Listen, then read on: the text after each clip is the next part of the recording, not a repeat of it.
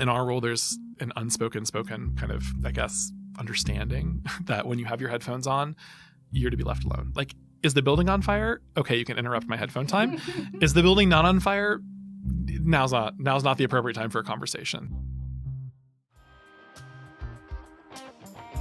From the cubicle to the lab, the studio to the war room, climbing the corporate ladder, or joining a scrappy startup, experience a day in the life of the jobs you want. This is the Experience a Diddle podcast. A diddle, spelled ADITL, stands for A Day in the Life, and that's exactly what we do. We interview professionals, entrepreneurs, and recent grads about what a day is actually like, hour by hour on the job. This podcast will inspire you to gain experience beyond the classroom and launch a career of your own. We're your hosts, Krista Bowe and Matt Poe. Welcome to part one in the two-part software and soft skills series with software engineer at Blend, Keith Soura. In this episode, we're going to experience a day in the life, hour by hour, in Keith's role so you can see if this is a career that's right for you. Plus, you'll learn a little something along the way. Before we jump into the day, let's learn about Blend as a company and how Keith fits into their puzzle. My name is Keith Soura, and I have the ubiquitous title of software engineer, called many different things at many different places. And I work for a company called Blend, formerly Blend Labs. And we are a company that works on bringing transparency to consumer finance through software, creative software solutions. Basically, we partner with lenders, reporting agencies, credit agencies, and consumers to create software that makes getting home loans easier. Basically, we build software that empowers lenders or the partners that we use. While what we build is consumer facing, most consumers will never see anything about our company when they log in. So you may go to your bank website and apply for a mortgage or an auto loan or home insurance and not see our logo. You'll see the logo of the companies that we're representing. You would think of us as powered by Blend. When I originally started at Blend, I came in working on integrations engineering, which is a big part of what we do because we're kind of a hub for a lot of different partners. Like I said, credit agencies, banks, legacy software, non-legacy software. And so building the network that connects all those things is a pretty integral part of the company. So we have a team of folks, which we used to call integrations, that did just that part, as opposed to building the core kind of user-facing part of the platform. And that has evolved over time as the company's grown to be a more central part of kind of our ecosystem of software that we're developing. And so now we just go by the title software engineer, just like all the other engineers at the company. And I generally still focus a lot on those sort of integration points. So if you perhaps have a legacy system and you need to talk to, some new first-class cloud software like Salesforce or something like that, our group would help construct those kind of integration points. In case you didn't know the difference between legacy and non-legacy softwares, Keith told us the difference between the two is legacy software can be thought of as any software that was custom built for a very specific purpose. Examples are bank transaction processing. Keith generally uses this to more broadly discuss non-cloud on-premise installations versus cloud software that runs on platform as a service or logging as a service services such as Amazon Web Services or Google Cloud. Now that we got that vocab lesson out of the way, you could be wondering how involved Blend is with sensitive financial data from their clients and their clients' clients. I think it's an important differentiator for our company that one of the ways that we preserve the privacy of both our clients, who are these partners or the lending institutions, and their clients, is that we don't really deal directly with any of the actual decision making around the consumer finance. We just build systems that allow these companies better visibility into their borrowers. And so we don't deal with any kind of complicated financial models. We have a lot of machine learning models that help us apply rules and things like that, but they're not actually related to your personal finances. We rarely see that information in the cases that we do collect data like that. It's usually from machine to machine, just connecting one group with the lender that needs some data, and we pass it through in a really safe, encrypted way. We don't really examine that information. It's 6 a.m. on a Monday in New York City, and Keith and his husband are waking up and getting ready to hit the gym. I think Monday's an interesting day because the finance world runs on this like Monday to Friday sort of clock, except during the summers when everyone just like leaves on Friday for some reason. It's kind of magical. I don't leave, but other people do. And so Monday is sort of the recoup day where you have 2 days worth of server logs to look at. Anyway, so yeah, Monday. So my entire life, I have enjoyed food way more than I should. And the corollary to that is that so that I don't die at a young age, I also work out. And so Monday through Friday, I have personal training in the mornings and I love it. It's like one of my favorite parts of my day because it wakes me up. Keith makes breakfast because he physically has to due to his grueling workout, but if it were up to him, breakfast would never be a thing for him. Lunch, though, is another story. So after the gym, he commutes to work on his bike, and this is usually always the case for Keith, unless it's icy or raining for obvious reasons. Keith arrives at the office around 9:30 a.m., but not before he pays a visit to Starbucks. What's your order?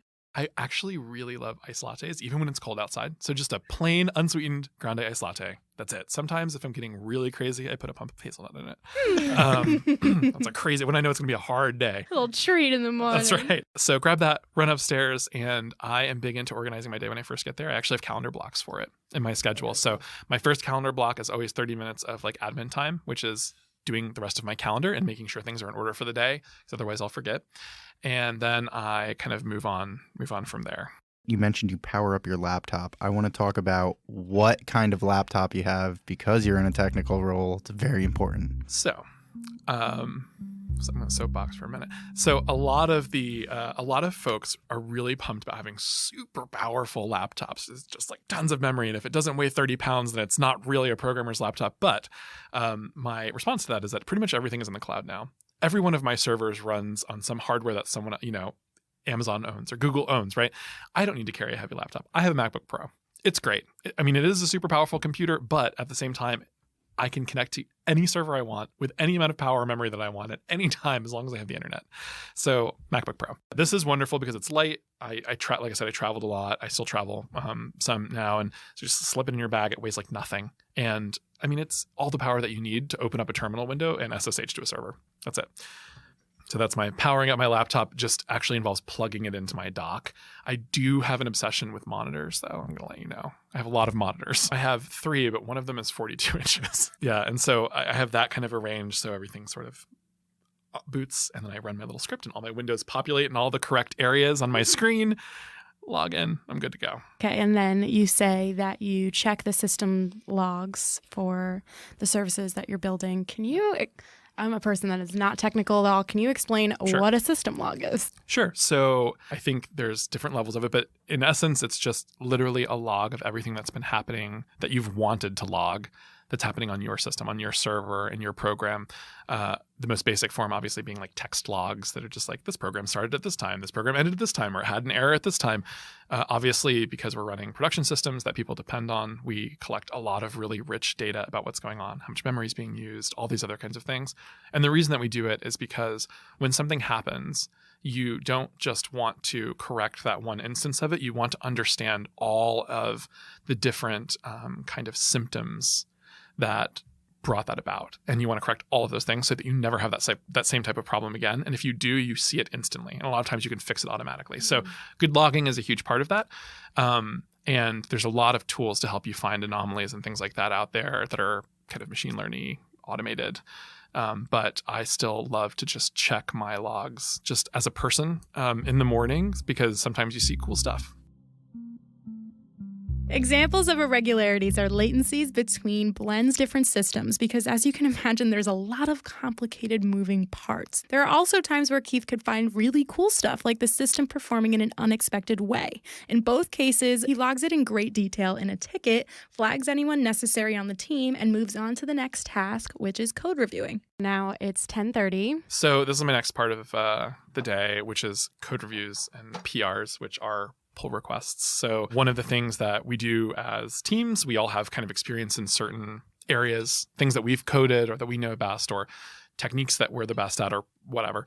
When people want to make changes to critical systems, or any system actually in the code, it's really heavily controlled, right? We want to make sure that people aren't introducing bugs accidentally or on purpose, which honestly never happens at our company, which is great. But it's just it's an audit trail, and you need to be able to provide that audit trail to your customers and to yourself for peace of mind. You need to know what's going on. And so when people want to make changes to the code, they'll basically write all their code. They put it up, and we use GitHub, like a private hosted version of that. And so you get to see a diff of the code, what's changed in the code, and usually comments from the person that's making that change. Why am I making the change? What was the business case? Like, this is why I think this is the best way to do it. And you go through it line by line, and you make sure, as someone that's close to that subject matter expert or sub-expert, that what is being done makes sense. And we always work in pairs. So no one person ever commits something to our servers without it being reviewed by minimum one other subject matter expert. And most commonly, especially in our larger systems, multiple people review it. So the code base might be kind of vast, and then each area of the code base has specific experts, and those experts are pulled in whenever things in that area are touched. And that makes us kind of a little bit more cautious about just like click it, set it, and forget it, and be like, it'll be fine. We don't do that. So then what's your area of expertise then? Because you review some of this stuff, right? Yes, I do. Every morning. It's fun. So we have we use the kind of a microservice architecture for our backend, which means there are a lot of little services that have their own context, like their own business context. So rather than writing a really huge application that can be sort of unwieldy to grow or change or build, we have a lot of little applications that are really purpose built. So it's easy to update them, remove them, add new ones, whatever needs to happen, depending on the shifts in the business. And so I work a lot on our integration server, things that are related to the API, things that are related to file generation for our customers. We have like different interchange formats that are common in the banking industry. So all the transforms related to that. And then more kind of on the more fun computer science, like cool project side, we have a couple systems that our group has built that deal with task management. So asynchronous task management. When we have like long, complicated chains of tasks that need to happen, we have systems that coordinate those between all the other little systems and external systems. So debugging those. And then, so you're reviewing this, right? That's right. And you are looking at it from, making sure that it fits Blend's criteria and their like where are you getting that guidance from, I guess? Is that just like... No, that's a really good question. I think most large companies have written style guides, not just for their marketing materials, but also for their coders, for their engineers. And that's about, what are the approved languages? What are the approved systems that you can work with? Like these things that fit our regulatory requirements, right? We have a similar situation. So we're obviously in the finance space, so there are regulatory requirements. Other people need to look at this and make sure that it's safe and secure and all that sort of stuff. So we have a list of approved technologies. We experiment a lot, but things that make it to production obviously have a lot of rigor behind them. So there's a set of things that we prefer you to use for that have been pre-approved, pre-vetted. Blend startup status allows employees the agency to suggest solutions or additions to the company's approved practices with what Keith calls the different architectural councils within the company. Employees with ideas follow a request for comment process to make sure the proposal is workshopped and thought through from all angles of the business before it's presented to the CTO. If you see an opportunity and you think that you can do something better, everyone is usually willing to listen. There's not a lot of ego, which I think is super fun because people are ready to learn new stuff. And the answer is usually, it's not like people are like grasping onto these old systems. They're like, delete it. Let's build it today. It's great. Yeah, it's really fun. I wanted to jump into the specific programming languages that you are an expert on, and then what Blend uses as a whole as well. Are you an expert on everything? I'm not an expert on everything. I started learning just basic HTML, learning to program websites when I was little. And I think my first formal programming training was BASIC on an Apple IIe. So yeah, back in the day. And then moving on to C are my strongest languages just from work that I've done previously. Blend itself doesn't really use that a lot. We're pretty much entirely web-based. So the common things that we use are JavaScript. We use a variant called TypeScript, which is like a typed JavaScript. Yeah, it just reduces the availability of mistakes. So it's really great, especially if you're using a development tool like VS Code or something like that that has parsing. And so if you like mouse over it, it'll tell you, oh, you can't do this. This is wrong because somewhere else in your code you told me this is not how it should look, right? So that we use that a lot. But it's basically just JavaScript with a little sugar on top. Yep. So JavaScript Node is one of our primary things. Node.js, which is like a framework for JavaScript to help build web servers quickly and efficiently. And then Golang is our other really big one. It's just called Go. It's a Google invention, I'd say, Google programming language invention.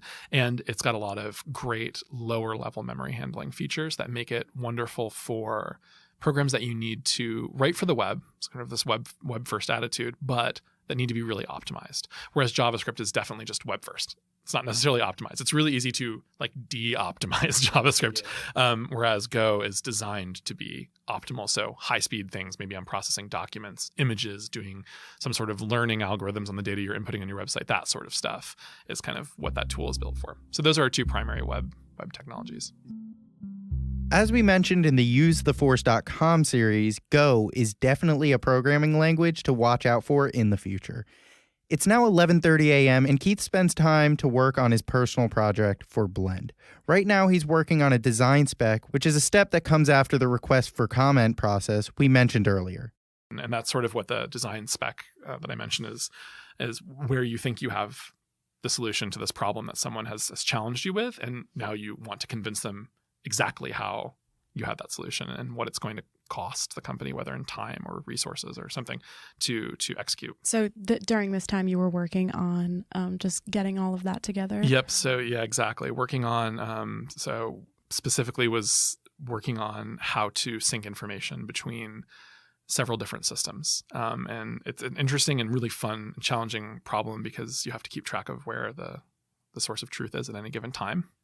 And determining that's pretty hard. So I was working on a shared design doc, and it's normally not just one person working on this. Several people from different areas of expertise will be working together, drawing diagrams, writing out, schemas, code snippets, pseudocode, that sort of stuff, just to give the reader an idea of how you're going to proceed with enough detail that you can provide work estimates so that you can kind of say, look, I know that this is going to cost one engineering month, but I think it'll save us 10 engineering months over the next 2 years, that sort of thing. So you want to be able to make that case. Who decides what you work on day to day in terms of like your personal projects? Interesting question. So there is a larger vision that the organization is driving to, and that vision has been fairly constant and consistent since I have been there.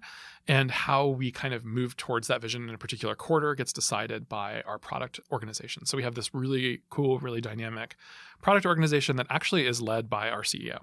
I personally, I don't know if you can quote me on this, but I think it's his passion. I personally think it's his passion. So he heads up our product group, in addition to being the CEO, again, someone that doesn't sleep somehow, does a great job at it. And basically they set kind of these ideas of like, we think that the future is this, and we're going to work on it for this quarter or the next 2 quarters or the next year or the next 2 years. Maybe it's a 5-year goal. And then they work backwards as a product org to kind of think about what the market fit is for the individual project components that'll help us get there. So we get that information, and that information is sort of discussed with the engineering managers, the resource allocation side of the engineering management team. They will talk to the subject matter experts in the different departments, kind of figure out how long it'll take to build something. Is it feasible? How many people? And then they take all that data back, and product and the engineering kind of people management, they work together to make a plan for that quarter of what we're going to work on. So you have these high-level projects that you're driving towards. One of the cool things and one of my favorite things about Blend is that people don't just walk around and hand out, like, you're coding these 4 things this month. Usually it's a conversation where an engineering manager or a product manager will come to you and say, I want to be able to do this when I log in. Tell me how you think I can do that. Work with your team to figure out how you can meet these acceptance criteria. How can you make the application work this way? And then, do it. Make it work. Deliver it. And so you get a lot of freedom of kind of how creative or not creative you want to be in the process. You can let the product manager completely drive your development cycle if maybe you're busy working on something else and you just need that work stream, or you can take it upon yourself to work with the product manager and the engineering kind of resource manager and develop a project. After he works on the design spec, it's now 1 p.m., his favorite time of the day. He's not him when he's hungry. I love lunch. Lunch is important to me. It's like super important to me. One of my favorite things about lunchtime is that people actually step away from their desks and I get to eat. Those are my two favorite things, actually. It's a great time to sort of disconnect from what you're doing, refresh your brain, just kind of get to know your coworkers a little bit better. Yeah, I love lunch. And yes, lunch does devolve a lot of times into whiteboarding sessions in the engineering group. Like, we'll start talking about cool stuff and then we'll end with a whiteboard because it's a burning problem that someone has to solve. But I think it's a nice time to connect with people and just step back.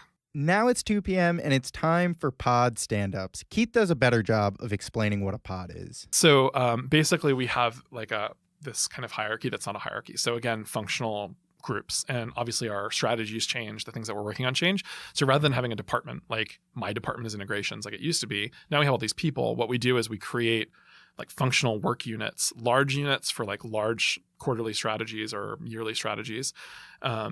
And then subunits that are helping drive individual goals that kind of roll up to that. So the larger kind of department or larger group, whatever you want to call it, is people working on the same concept or the same like revenue goal, the same business purpose.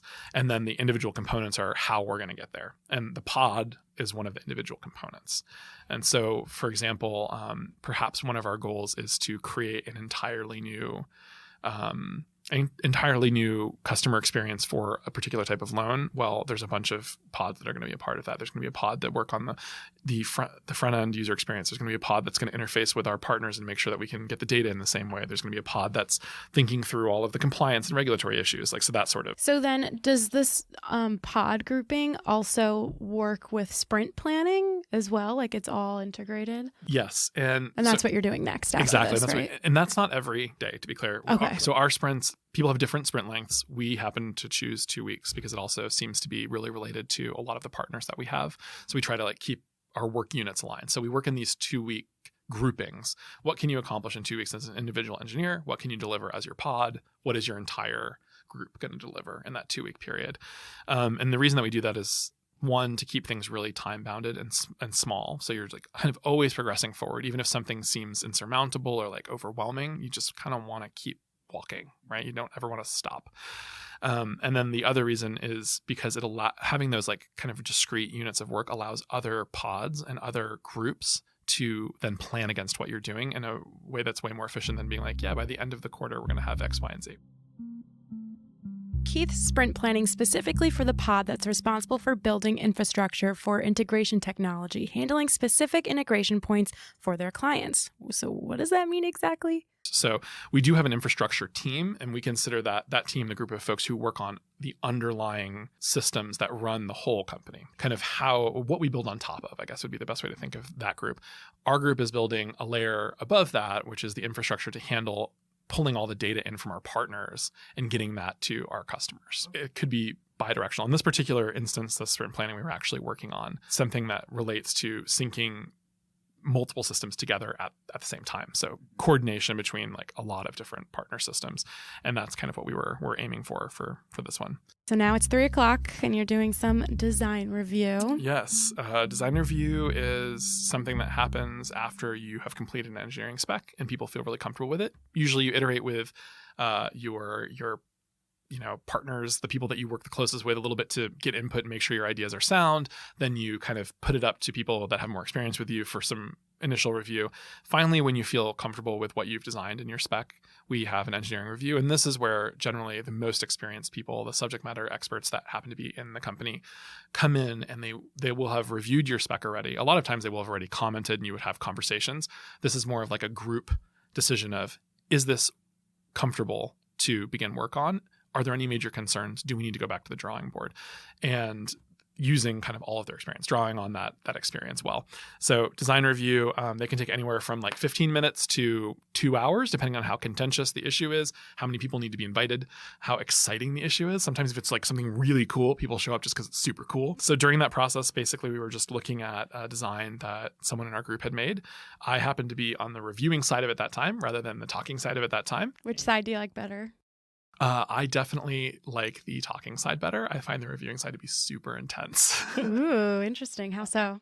Just, when someone asks you for like an opinion that is really final, it's a very time consuming, right? You spend a lot of time analyzing every little bit of it to make sure that you're giving the right advice and you're not misleading someone, right? Because you're educating. So yeah, it's interesting. So that's kind of 3 o'clock. I think that probably took an hour in this particular day. And it's always fun, especially when you give someone the green stamp at the end, because people get real excited. They're like, rush out of the room, run right back to their desk, and suddenly you have a bunch of pull requests. Like, all the things that I dreamed of are coming true. It's now 4 p.m. and Keith is in headphone mode coding. But before he does anything else, Keith grabs a cup of coffee. Tell us about the headphone rule. Coding, yes. So this is another block that I put down. Literally on my calendar, it just says, do not book coding. A lot of folks do that too, right? So you plan that time to focus. And in our role, there's an spoken kind of, I guess, understanding that when you have your headphones on, you're to be left alone. Like, is the building on fire? Okay, you can interrupt my headphone time. Is the building not on fire? Now's not the appropriate time for a conversation. So, and people really respect that because you're kind of in your headspace. And a lot of times I might not even listen to music. I might just have my headphones on with noise canceling on and just really be focusing on a problem or challenge. But I find that time for me, I kind of get into that coding flow. And it's just like any other creative endeavor. It's a lot of experience, a lot of science, but also a lot of creativity. You just sort of need to get in the rhythm. And being in your own headspace helps me, and I guess a lot of other people that work, at least in the New York office. So, what were you coding? Do you remember on this day? Let's see. What was I coding? Oh, yeah. Actually, I do remember what I was coding on this day. So I got really excited about changing the way our system health checks work. So we have these things called health checks, which a lot of people have in their servers that reach out to the servers at certain intervals and gather information to make sure that they're not dead. And a lot of times they gather ancillary data to help determine other signs of health. And I had an idea for changing the way that we did it. And I probably spent almost an hour doing literally nothing, just like fiddling. Good times. And then it is brainstorming time. Yes. So I think I was pretty brain dead by the end of this day. And I decided that I really liked the idea of these health checks and that I wanted to go talk to everyone that was sitting around me about it and go to the kitchen and eat cheese. So we just rolled the whiteboard into the kitchen, pulled out snacks, and just started drawing about how we could extend this and like, hey, these are the things I found in the last hour. I'm really excited about it. What do you guys think? On this particular day, Keith was out of the office by 6, but that's a rarity for him. He tries his best to unplug and recharge, but his passion for programming gets in the way most of the time.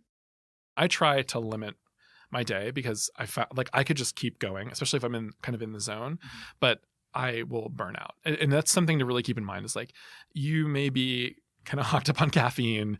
You may be super excited to be coding whatever you're coding, but it's really important, honestly, in my mind, like take a moment and just turn it off.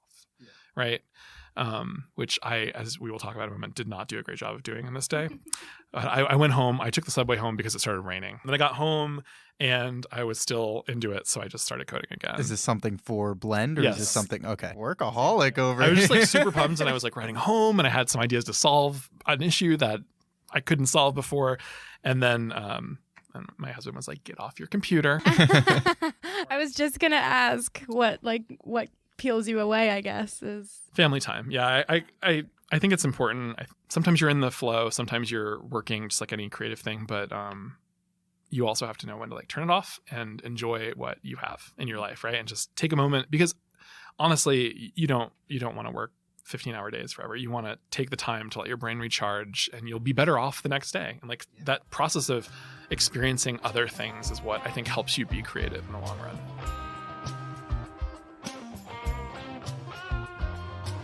That wraps up part 1 in the 2-part software and soft skills series with Blend software engineer Keith Soura. Is this a job you could see yourself doing? Want to learn what hard and soft skills you'll need? Join us in part 2, where we'll walk through Keith's very impressive resume from undergrad onward, from retail to computer programming. Stay tuned. You can get to know us and our guests more by keeping up with us on social. Join our community on Instagram and LinkedIn at Experience a Diddle. That's Experience ADITL. Thanks for listening. To find the show notes with all relevant links and photos for this series, head over to experienceaditl.com. That's experienceaditl.com. If you learned something in this episode, please take some time to help our mission by leaving a positive rating and review of the show. Each week, we bring you a new interview series with guests from different jobs and industries. So, don't forget to subscribe.